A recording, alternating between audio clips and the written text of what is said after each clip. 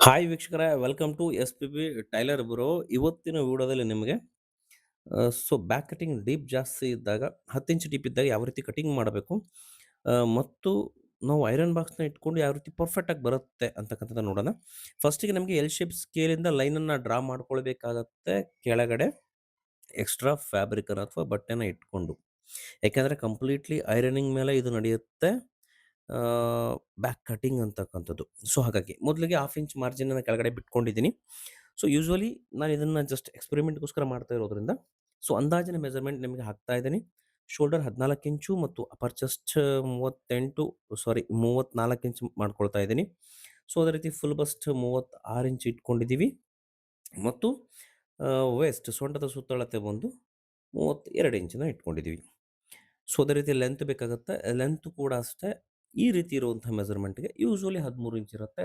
ನಾವು ಕೂಡ 13 ಇಂಚನ್ನೇ ಇಟ್ಕೊಂಡಿದ್ದೀವಿ ಲೆಂತಲ್ಲಿ.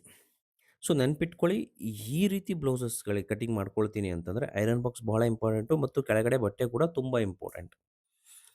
ಓಕೆನಾ? ಇದು ಸ್ವಲ್ಪ ಅಡ್ವಾನ್ಸಿಗೆ ಹೋಗುತ್ತೆ, ಅಡ್ವಾನ್ಸ್ ಲೆವೆಲ್‌ಗೆ ಹೋಗುತ್ತೆ ಅಂತಲೇ ಹೇಳ್ತೀನಿ ಈ ರೀತಿ ಕಟಿಂಗ್ಸು. ಯಾಕೆಂದರೆ ಸ್ವಲ್ಪ ಎಕ್ಸ್ಪರ್ಟ್ಸ್ ಮಾತ್ರ ಇದನ್ನು ಯೂಸ್ ಮಾಡಲಿಕ್ಕೆ ಇಷ್ಟಪಡ್ತಾರೆ. ಸಾಮಾನ್ಯವಾಗಿ ಮನೆಗಳಲ್ಲಿ ಇದನ್ನು ಕಟಿಂಗ್ ಮಾಡಲ್ಲ. ಇಲ್ಲಿ ಶೋಲ್ಡರ್ ನಾವು ಎಷ್ಟಿದೆ 14 ಇಂಚ್ ಇರೋದ್ರಿಂದ ಅದರಲ್ಲಿ ಅರ್ಧ 7 ಇಂಚ್‌ಗೆ ನಾನು ಇಟ್ಕೊಂಡಿದ್ದೀನಿ. ಅದಾದ ನಂತರ ನನಗೆ ಡೀಪ್ ಇಲ್ಲಿ ಎಷ್ಟು ಬೇಕು, ಯೂಶುವಲಿ 10 ಇಂಚ್ ಡೀಪ್‌ಗೆ ಎಲ್ಲರೂ ಪ್ರಿಫರ್‌ನ ಕೊಡೋದ್ರಿಂದ 10 ಇಂಚ್‌ಗೆ ಪ್ರಿಫರ್‌ನ ಕೊಟ್ಟಿದ್ದೀವಿ. ಅದಾದ ನಂತರ ನಮಗೆ ಇಲ್ಲಿ ನೆಕ್ ವಿಡ್ತ್ ಅಂತಕ್ಕಂಥ ನಾವು ಯೂಸ್ ಮಾಡ್ತಾ ಇದ್ದೀವಿ. ಎಷ್ಟಕ್ಕೆ ಯೂಸ್ ಮಾಡ್ತೀವಿ ಅಂತಂದರೆ 1.75 ಅಂದರೆ 1/4 ಇಂಚ್‌ಗೆ ನಾವು ನೆಕ್ ವಿಡ್ತನ್ನ ಇಟ್ಕೊಳ್ತಾ ಇದ್ದೀವಿ. ಯಾಕೆ ಅಂದರೆ ಶೋಲ್ಡರ್ ಡ್ರಾಪ್ ಆಗಬಾರ್ದು. ಅದೇ ರೀತಿ ಇದು ಫ್ಲೋ ಜಾಸ್ತಿ ಆಗೋದ್ರಿಂದ. ಕೆಳಗಡೆ ಬಂದು 2.5 ಇಂಚ್‌ಗೆ ನಾನು ಇಟ್ಕೊಂಡು ಕ್ರಾಸ್ ಲೈನ್ನ ಡ್ರಾ ಮಾಡ್ಕೊಳ್ತಾ ಇದ್ದೀನಿ. ಇದು ಬಂದು ಶೇಪ್‌ಗೋಸ್ಕರ. ಇದು ಎಲ್ರಿಗೂ ಗೊತ್ತಿರುವಂಥ ವಿಷಯನೇ. ಆದರೂ ಮೆನ್ಷನ್ ಮಾಡ್ತಾ ಇದ್ದೀನಿ. ಹೊಸಬರು ನೋಡ್ತಾ ಇದ್ದರೆ ದಯವಿಟ್ಟು ಚಾನಲ್‌ನ ಸಬ್ಸ್ಕ್ರೈಬ್ ಮಾಡ್ಕೊಂಡು ನೋಡಿ. ಅದೇ ರೀತಿ ನೋಡಬೇಡಿ. ಇದಾದ ನಂತರ ನಮಗೆ ಬರ್ತಕ್ಕಂಥದ್ದು ವೆಸ್ಟ್. ಸೊಂಟದ ಸುತ್ತಳತೆ ಎಷ್ಟಿದೆ? 32 ಇಂಚಿದೆ. 8 4ಲ್ಲಿ 32 ಡಿವೈಡೆಡ್ ಬೈ 4 ಮಾಡಬೇಕಾಗತ್ತೆ. 1 ಇಂಚ್ ಫಾರ್ ಟಕ್ಸ್‌ಗೋಸ್ಕರ, ಬ್ಯಾಕ್ ಸೈಡ್ ಟಕ್ಸ್‌ಗೆ ಇಲ್ಲಿ ಹಿಡಿತೀವಲ್ಲ ಅದಕ್ಕೋಸ್ಕರ. ಅದಂತರ ಹಾಫ್ ಇಂಚ್ ಇಟ್ಕೊಂಡಿದ್ದೀವಿ. ಇದು ಯೂಶುವಲಿ ನಾವು ಎಲ್ಲ ಬ್ಲೌಸ್ಗಳಿಗೂ ಇದೇ ರೀತಿನೇ ಮಾಡ್ತಕ್ಕಂಥದ್ದು. ಇಲ್ಲಿ ಏನು ಮಾಡ್ತೀವಿ ಅಂದರೆ ಈಗ ನೆಕ್ಸ್ಟು ಇದನ್ನು ಕಟ್ ಮಾಡ್ಕೊಳ್ತೀವಿ. ಎಲ್ಲಿ ಬ್ಯಾಕ್ ಡೀಪ್ ಏನಿದೆ ಇದನ್ನು ಕಟ್ ಮಾಡ್ಕೊಳ್ತೀವಿ. ಏನು ಮಾರ್ಕ್ ಮಾಡಿದ್ವಿ same as it is mark ಪ್ರಕಾರ ನಾವು ಕಟ್ಟಿಂಗನ್ನು ಮಾಡ್ಕೊಂಡ್ಬಿಡ್ತೀವಿ ಸ್ಟಾರ್ಟಿಂಗಲ್ಲೇ. ಇದಾದ ನಂತರ ಶೋಲ್ಡರ್ ಲೈನ್ ಏನಿದೆ ಪೂರ್ತಿ ಕಂಪ್ಲೀಟಾಗಿ ಕಟ್ ಮಾಡ್ಕೊಳ್ತೀವಿ ಅಲ್ಲಿವರೆಗೂ. ಇದಾದ ನಂತರ ಸೇಫ್ಟಿ ಪಿನ್ನನ್ನು ಬಳಸ್ಕೊಂಡು, ಅಂದರೆ ಗುಂಡು ಪಿನ್ ಹೇಳ್ತೀವಿ, ಅದನ್ನು ತೊಗೊಂಡು ನಾವು ಕೆಳಗಡೆ ಫ್ಯಾಬ್ರಿಕ್‌ಗೆ ಈ ಒಂದು ಬ್ಯಾಕ್ ಏನು ಕಟ್ ಮಾಡಿದ್ದೀವಿ ಅದು ಜಾರದೇ ಇರೋ ಥರ ಸ್ಟಿಫ್ನೆಸ್ ಆಗಿರಲಿ ಅಂತ ಪಿನ್ ಮಾಡ್ಕೊಳ್ತಾ ಇದ್ದೀವಿ. ಇದಾದ ನಂತರ ನಾವೇನು ಮಾಡ್ತೀವಿ ಅಂತಂದರೆ ಇಲ್ಲಿ ಬ್ಯಾಕ್ ಟಕ್ಸ್ ಏನು ಹಿಡಿತೀವಿ ಸೇಮ್ ಆ್ಯಸ್ ಇಟ್ ಈಸ್ ನಾವು ಸ್ಟಿಚಿಂಗ್ ಮಾಡಬೇಕಾದ್ರೆ ಟಕ್ಸ್ ಏನು ಹಿಡಿತೀವಲ್ಲ ಇದನ್ನು ಅಡ್ವಾನ್ಸಾಗೆ ನಾವೇ ಫೋಲ್ಡ್ ಮಾಡಿ ಇಟ್ಕೊಳ್ತಾ ಇದ್ದೀವಿ. ನಮಗೆ ಎಷ್ಟಕ್ಕೆ ಬರುತ್ತೆ ಅದು ಅಂತಕ್ಕಂಥದ್ದನ್ನ. ಇಲ್ಲಿ ಎಕ್ಸ್ಟ್ರಾ ಪಾರ್ಟ್ಸ್ ಏನು ಬರುತ್ತೆ, ಎಕ್ಸ್ಟ್ರಾ ನೋಡಿ ಕೆಳಗಡೆ ಹೋಗ್ತಾ ಇದೆ ಬ್ಯಾಕ್ ಸೈಡ್. ಈ ರೀತಿ ಏನು ಹೋಗುತ್ತೆ ಅದನ್ನೆಲ್ಲ ಟ್ರಿಮ್ ಮಾಡಿ ತೆಗೆದುಬಿಡ್ತೀವಿ. ಇದಕ್ಕೆ ನಾವೇನು ಮಾಡ್ತೀವಿ, ಸ್ವಲ್ಪ ಐರನ್ನ ಮಾಡ್ಕೊಳ್ಳೇಬೇಕು. ಆಗ ಮಾತ್ರ ಇದು ಕರೆಕ್ಟಾಗಿ ಕುತ್ಕೊಳ್ಳುತ್ತೆ, ಇಲ್ಲಾಂದರೆ ಕುತ್ಕೊಳ್ಳಲ್ಲ. ಹಾಗಾಗಿ ಓಕೆನಾ? ಇದನ್ನು ಜಸ್ಟ್ ಏನು ಮಾಡ್ತೀವಿ, ಒನ್ ಟೈಮ್ ಆರ್ 2 ಟೈಮ್ಸ್ ಐರನ್ನ ಚೆನ್ನಾಗಿ ಮಾಡ್ಕೊಂಬಿಡಿ. ನೆನಪಿರಲಿ, ನಮಗೆ ಎಷ್ಟಕ್ಕೆ ಬೇಕು ಐರನ್ ಹೀಟ್ ಬಾಕ್ಸ್‌ನ ಅಷ್ಟಕ್ಕೆ ಮೆನ್ಷನ್ ಮಾಡಿ. ಜಾಸ್ತಿ ಮಾಡಿದ್ರೆ ಸುಟ್ಟೋಗ್ಬಿಡುತ್ತೆ. ಆ ಫೋಲ್ಡ್ ಮಾಡಿದಂಥ ಟಕ್ಸ್‌ಗೂ ಕೂಡ ನೀವೇನು ಮಾಡಬೇಕು, ಪಿನ್ನನ್ನು ಹಾಕಬೇಕು. ಅದು ಕೂಡ ಜರದೇ ಇರಲಿ ಅಂತ.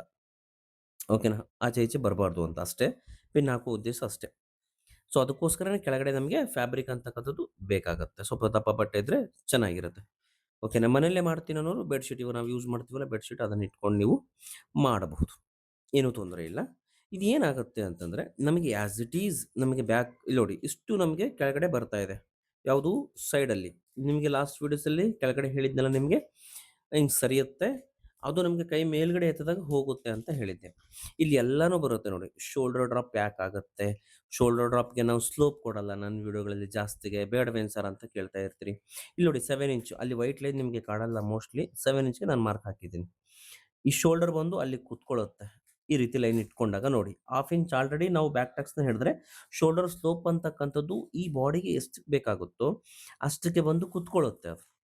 ಓಕೆನಾ? ನಾವು ಅಡಿಷನಲ್ ಲೈನಿಂಗ್ ಮಾಡುವ ಅವಶ್ಯಕತೆ ಏನೂ ಇಲ್ಲ. ಸೊ, ಹಾಗಾಗಿ ಕರೆಕ್ಟಾಗಿ ಬರುತ್ತೆ. ಓಕೆನಾ?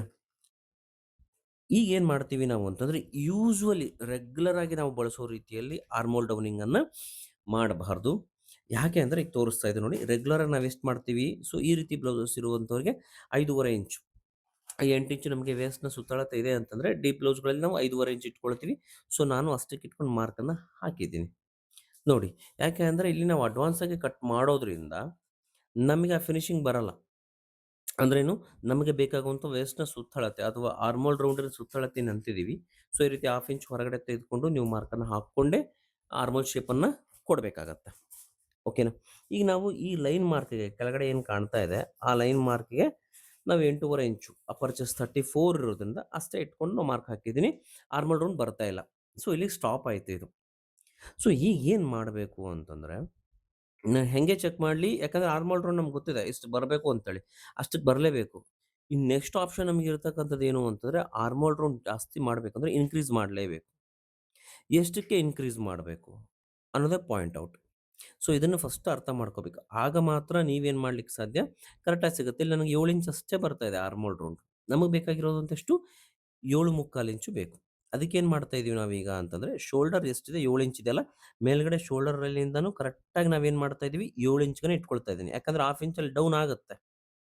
ಆಲ್ರೆಡಿ ಡೌನ್ ಆಗಿದೆ ಶೋಲ್ಡರ್ ಹಾಗಾಗಿ. ಅಂದ್ರೇನು? ಇದಕ್ಕಿಂತ 1/2 ಇಂಚ್ ಕಡಿಮೆ 6.5 ಇಂಚು. ನಿನ್ನೆ ವಿಡಿಯೋದಲ್ಲಿ ನಿಮಗೆ ತಿಳಿಸಿದ್ದೆ ಆಲ್ರೆಡಿ ನಾನು. ಯಾವ ರೀತಿ ನಮಗೆ ಶೋಲ್ಡರನ್ನ ತೆಗೆದುಕೊಳ್ಬೇಕು ಅಂತಕ್ಕಂಥದ್ದು. ಈಗ ಎಕ್ಸಾಕ್ಟ್‌ಲಿ ಆ ಲೈನ್‌ಗೆ ನಾವೇನು ಮಾಡ್ತೀವಿ ಅಂತಂದ್ರೆ 8.5 ಇಂಚು. 8 ನಾಲ್ಕಲೆ 32 ಪ್ಲಸ್ 1/2 ಇಂಚು 34 ಇಂಚ್‌ಗೆ ನಾವು ಅಪ್ಪರ್ ಚೆಸ್ಟ್‌ಗೆ ಇಟ್ಕೊಂಡು ಎಕ್ಸ್ಟ್ರಾ ಮಾರ್ಜಿನ್‌ನ ಬಿಟ್ಕೊಳ್ತಾ ಇದ್ದೀವಿ. ಓಕೆನಾ? ಎಕ್ಸ್ಟ್ರಾ ಮಾರ್ಜಿನ್ ಬಿಟ್ಕೊಂಡು ಮಾರ್ಜಿನ್ ಲೈನ್‌ಗೆ ಕರೆಕ್ಟ್ ಮ್ಯಾಚ್ ಮಾಡೋ ಥರ ಲೈನ್‌ನ ಡ್ರಾ ಮಾಡ್ಕೊಂಡಿದ್ದೀನಿ. ಈಗೇನು ಮಾಡಬೇಕು? ಫ್ರೆಂಚ್ ಕರ್ವ್ ಸ್ಕೇಲಿಂದ ಬಳಸ್ಕೊಂಡು ನಾನು ಆರ್ಮೋಲ್ ರೌಂಡ್ ಶೇಪನ್ನ ಕೊಡ್ತಾ ಇದ್ದೀನಿ. ನೆನಪಿರ್ಲಿ ನಾನಿಲ್ಲಿ 1/2 ಇಂಚ್ ಒಳಗಡೆ ಬಂದು ಬ್ಯಾಕ್ ಸೈಡ್‌ನ ಆರ್ಮೋಲ್ ರೌಂಡ್‌ನ ತೆಗಿತಾ ಇದ್ದೀನಿ. ಯಾಕೆ ಆಫ್ ಸೈಡ್ ಹೊರಗಡೆ ಒಳಗಡೆ ಬಂದೆ ನಾನು ಅಂತಂದ್ರೆ, ನಾನು ಆಲ್ರೆಡಿ ಸ್ಟಾರ್ಟಿಂಗಲ್ಲೇ ಅದನ್ನೇನು ಮಾಡ್ತಾ ಇದ್ದೀನಿ? ಕ್ಲಿಯರ್ ಮಾಡ್ಕೊಳ್ತಾ ಇದ್ದೀನಿ. ಹಾಗಾಗಿ ಚೆಕ್ ಮಾಡಿದ್ರೆ 7.25 ಇಂಚು ಕರೆಕ್ಟಾಗಿ ಬರ್ತಾ ಇದೆ. ಸೊ, ಈ ರೀತಿ ಆರ್ಮೋಲ್ ರೌಂಡ್‌ನ ನಾವು ಅಡ್ಜಸ್ಟ್ ಮಾಡಬೇಕು. ಡೀಪ್ ನೆಕ್ ಬ್ಲೌಸ್‌ಗಳಲ್ಲಿ ಈ ರೀತಿ ನೀವು ಐರನ್ ಮಾಡಿಕೊಂಡು ತೆಗಿತೀರಿ ಅಂತಂದ್ರೆ, ಸ್ಟಿಚಿಂಗ್ ಮಾಡಾದ್ಮೇಲೆ ನಿಮಗೆ ಪ್ರಾಸೆಸ್ ಇದೇ ರೀತಿನೇ ಬರ್ತಕ್ಕಂಥದ್ದು. ಓಕೆನಾ? 90% ಯಾರು ಇದನ್ನ ಹೇಳ್ಕೊಡ್ಲಿಕ್ಕಾಗಲ್ಲ. ನಿಮ್ಗೆ ರಿಂಕಲ್ಸ್ ಬರ್ತಾ ಇದೆ ಭುಜದ ಹತ್ರ ಅಂದ್ರೆ, ಸೊ ಇದೇ ರೀಸನ್‌ಗೋಸ್ಕರನೇ. ನಾವೇನ್ ಮಾಡ್ತೀವಿ ಡೀಪ್‌ನ ಈ ರೀತಿ ಕಟ್ ಮಾಡಿದ ತಕ್ಷಣ ಫ್ಲೋ ಆಗ್ಬಿಡುತ್ತೆ. ಅಲ್ಲಿ ಇದೆ ಎಕ್ಸೆಸ್ ಬಟ್ಟೆ ಅಂತಕ್ಕಂಥದ್ದು ಉಳ್ಕೊಳ್ಳುತ್ತೆ. ಸೊ ಕಟಿಂಗ್ ಮಾಡಿ ಆದ್ಮೇಲೆ ನಿಮಗೆ ಈ ರೀತಿ ಬರುತ್ತೆ ಬ್ಯಾಕ್ ಪೀಸ್ ಅಂತಕ್ಕಂಥದ್ದು. ಸೊ ಇದ್ರದ್ದೇ ಫ್ರಂಟ್ ನಿಮಗೆ ಬೇಕು ಅಂತಂದ್ರೆ ದಯವಿಟ್ಟು ಕಮೆಂಟ್ ಸೆಕ್ಷನಲ್ಲಿ ಹೈಯೆಸ್ಟ್ ಕಮೆಂಟ್ಸನ್ನ ಮಾಡಿ ಫ್ರಂಟ್ ಬೇಕು ಅಂತ. ಡೆಫಿನೆಟ್ಲಿ ಇದ್ರ ವಿಡಿಯೋ ಹಾಕ್ತೀನಿ. ಸೊ ಏನಾಗ್ತಾ ಇದೆ, ಯಾವ್ಯಾವ ಮೆಜರ್‌ಮೆಂಟ್ ಬೇಕು ಕರೆಕ್ಟಾಗಿ ಅಕ್ಯುರೇಟ್ ಆಗಿ ಪಾಯಿಂಟ್ ಟು ಪಾಯಿಂಟ್ ಅಲ್ಲೇ ಕೂತ್ಕೊಳ್ತಾ ಇದೆ. ಸೊ ಈಗೇನ್ ಮಾಡ್ತಾ ಇದ್ದೀನಿ ಎಲ್ಲಾ ಪಿನ್ಸ್‌ನ ತೆಗೆದುಬಿಟ್ಟು ನಾನು ನಿಮ್ಗೆ ತೋರಿಸ್ತಾ ಇದ್ದೇನೆ ಡಿಫರೆನ್ಸ್ ಏನಿತ್ತು? ಎಷ್ಟೆಷ್ಟು ಡಿಫರೆನ್ಸ್ ಬರ್ತಾ ಇತ್ತು ಅನ್ನೋದನ್ನ ನೀವು ಅಬ್ಸರ್ವ್ ಮಾಡ್ಬೋದು. ಸೊ ನಾವು ಒಂದು ಬ್ಯಾಕ್ ಟಕ್ಸ್‌ನ ಹಿಡ್ಕೊಂಡ್ರೆ ಇಷ್ಟೆಲ್ಲ ವೇರಿಯೇಷನ್ಸ್ ಆಗ್ತಾ ಇರತ್ತೆ ಬ್ಯಾಕ್ ಪಾರ್ಟ್ ಅಲ್ಲಿ. ಸೊ ಅದನ್ನೇ ನಾವೇನ್ ಮಾಡ್ತಾ ಇದೀವಿ ಅಡ್ವಾನ್ಸ್ ಅಲ್ಲೇ ಟಕ್ಸನ್ನ ಹಿಡ್ಕೊಂಡ್ಬಿಟ್ಟು ನಿಮ್ಗೆ ಇಷ್ಟು ವೇರಿಯಂಟ್‌ನ ತೋರಿಸ್ತಾ ಇದ್ದೀನಿ. ಅಷ್ಟೇ. ಅಷ್ಟು ಬಿಟ್ರೆ ಮತ್ತೆ ಇದರಲ್ಲಿ ಜಾಸ್ತಿ ತಲೆ ಕೆಡಿಸ್ಕೊಳ್ಳೋ ಅವಶ್ಯಕತೆ ಇಲ್ಲ. ಅಂದ್ರೆ ಮೇನ್ ಇಂಪಾರ್ಟೆಂಟ್ ಏನಪ್ಪಾ ಅಂತಂದ್ರೆ, ನಮಗೆ ಬ್ಯಾಕಲ್ಲಿ ಶೋಲ್ಡರ್ ಸ್ಲೋಪ್ ಬರುತ್ತಲ್ಲ, ಅದು ಅಕ್ಯುರೇಟ್ ಆಗಿ ಬರುತ್ತೆ. ನಾವು ಅದಕ್ಕಾಗಿ ಸಪರೇಟ್ ಆಗಿ ಸ್ಲೋಪ್‌ನ ಕೊಡುವಂಥ ಅವಶ್ಯಕತೆ ಇಲ್ಲ. ಈಗೇನ್ ಮಾಡಬೇಕು ಎಕ್ಸಾಕ್ಟ್‌ಲಿ ರೌಂಡ್ ಶೇಪ್ ನಮಗೆ ಬೇಕಲ್ವಾ? ಜಾಸ್ತಿ ಕಟ್ ಮಾಡಬಾರ್ದು ಮತ್ತೆ ರೌಂಡ್ ಶೇಪ್ ಚೆನ್ನಾಗಿ ಬೇಕು ಅಂತ ಹೇಳಿ ನಿಮಗೆ ಬ್ಲೌಸ್ ಬ್ಯಾಕಲ್ಲಿ ಓಪನ್ ಆಗಿಬಿಡತ್ತೆ. ಹಾಗಾಗಿ ಎಷ್ಟಕ್ಕೆ ಬೇಕೋ ಅಷ್ಟಕ್ಕೆ ತಗೊಳ್ಳಿ. ಸೊ ಈಗ ಓಪನ್ ಮಾಡಿ ಇಟ್ಕೊಂಡು ನೀವು ಕರೆಕ್ಟಾಗಿ ಅಬ್ಸರ್ವೇಷನ್‌ನ ಮಾಡಿದ್ರೆ ಕರೆಕ್ಟಾಗಿ ಬಂದಿದೆ. ಯಾಕೆಂದ್ರೆ ಪಿನ್ ಟು ಪಿನ್ ಮೆಜರ್‌ಮೆಂಟ್ ನಾವು ಯಾವ ರೀತಿ ಸ್ಟಿಚ್ ಮಾಡುತ್ತೀವಿ ಅದ್ರ ಪ್ರಕಾರನೇ ಕಟ್ ಮಾಡಿ ತೆಗೆದಿರೋದ್ರಿಂದ ಸೊ ಬ್ಯಾಕ್ ಸೈಡಲ್ಲಿ ಸ್ಲೋಪ್ ಆಗಿರ್ಬೋದು ಪ್ರತಿಯೊಂದು ಪರ್ಫೆಕ್ಟ್ ಆಗಿ ಬಂದಿದೆ. ಐ ಹೋಪ್ ವಿಡಿಯೋ ನಿಮಗೆ ತುಂಬಾ ಯೂಸ್ ಆಗಿದೆ ಅಂತ ಅನ್ಕೊಂಡಿದ್ದೀನಿ. ಡೆಫಿನೆಟ್ಲಿ ಇದನ್ನ ಟ್ರೈ ಮಾಡಿ. ಮತ್ತೆ ಸಿಗೋಣ ನೆಕ್ಸ್ಟ್ ವಿಡಿಯೋದಲ್ಲಿ. ಅಲ್ಲಿವರೆಗೂ ಧನ್ಯವಾದಗಳು ವೀಕ್ಷಕರೇ.